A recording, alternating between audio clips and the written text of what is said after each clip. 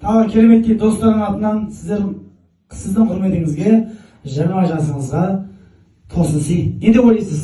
Жаңа жасыңыз құтты болсын! Туған күніңмен! Туған күніңмен!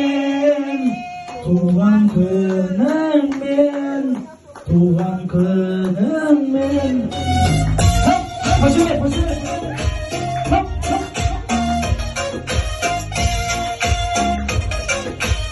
Жаңа жас құтты болсын қарашай!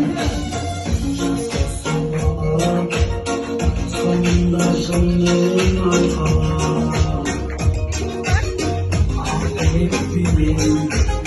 басыңа бақыт қайға шықтық көрген жақын бармен бірге әр жыл сайын ай тоянар қызық саусайын көңіл шатынай мейрам берекеге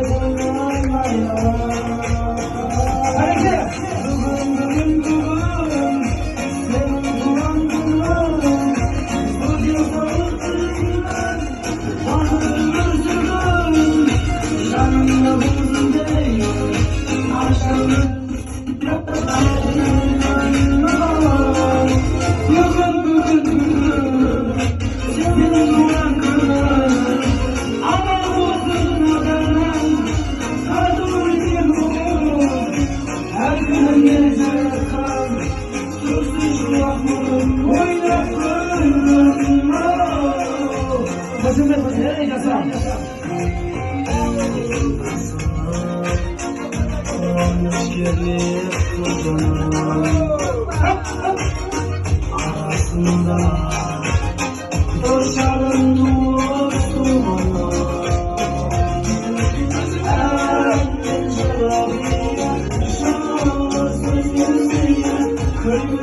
sen